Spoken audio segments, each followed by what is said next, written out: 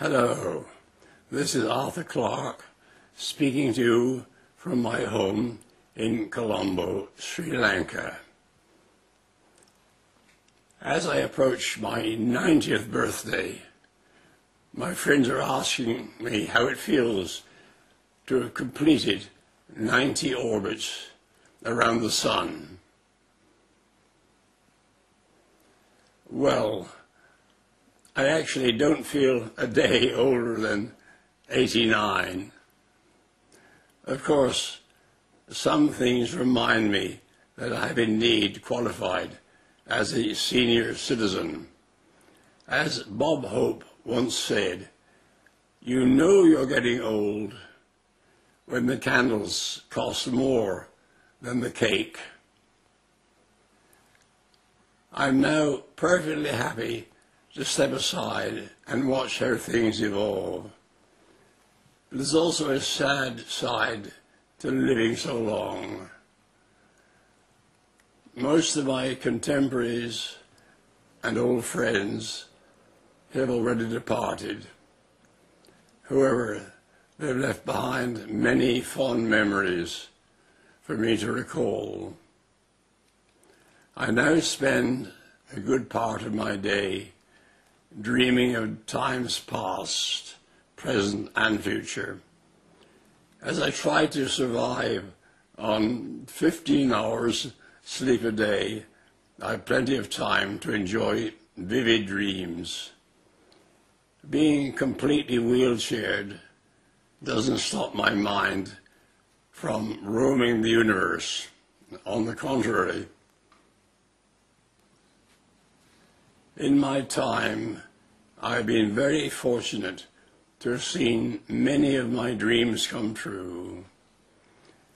Growing up in the 1920s and 30s, I never expected to see so much happen in the span of a few decades. Well, we space cadets of the British Interplanetary Society spent all our spare time discussing space travel. But we didn't imagine that it lay in our own near future. I still can't quite believe that we've just marked the 50th anniversary of the space age. We've accomplished a great deal in that time, but the golden age of space is only just beginning. After half a century of government-sponsored efforts, we are now witnessing the emergence of commercial space flight. Over the next 50 years, thousands of people will travel to Earth orbit and then to the moon and beyond. Space travel and space tourism will one day become almost as commonplace as flying to exotic destinations on our own planet. Things are also changing rapidly in many other areas of science and technology. To give just one example, the world's mobile phone coverage recently passed 50%, or 3.3 billion subscriptions. This was achieved in just a little over a quarter of a century since the first cellular network was set up. The mobile phone has revolutionized human communications and is turning humanity into an endlessly chattering global family. What does this mean for us as a species? Communications technologies are necessary but not sufficient for us humans to get along with each other. This is why we still have many disputes and conflicts in the world. Technology tools help us to gather and disseminate information, but we also need qualities like tolerance and compassion to achieve greater understanding between peoples and nations.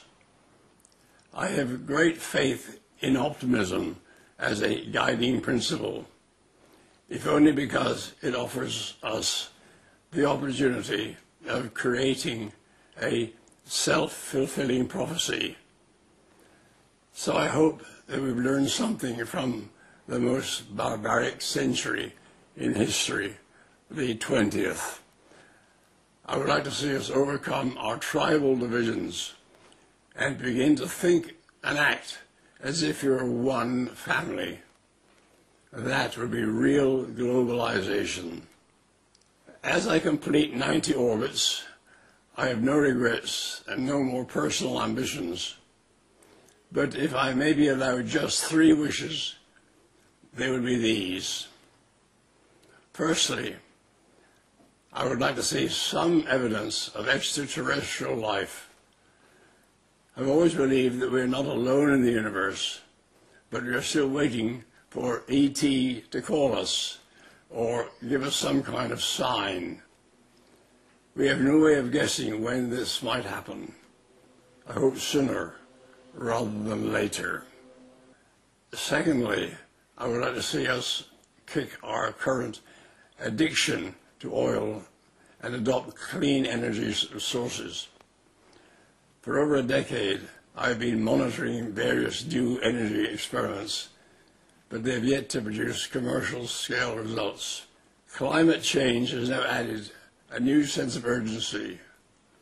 Our civilization depends on energy, but we can't allow oil and coal to slowly bake our planet. The third wish is one closer to home. I've been living in Sri Lanka for 50 years, and half that time I've been a sad witness to the bitter conflict that divides my adopted country. I dearly wish to see lasting peace established in Sri Lanka as soon as possible, but I'm aware that peace cannot just be wished. It requires a great deal of hard work, courage, and persistence.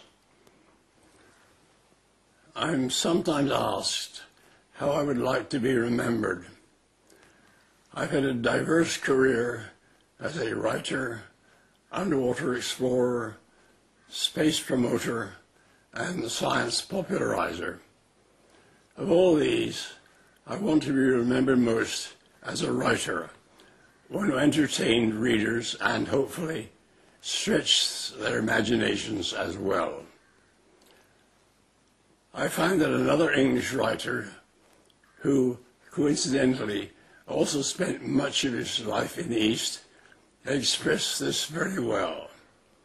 So let me end with these words of Rudyard Kipling. If I have given you delight by aught that I have done, let me lie quiet in that night, which shall be yours anon.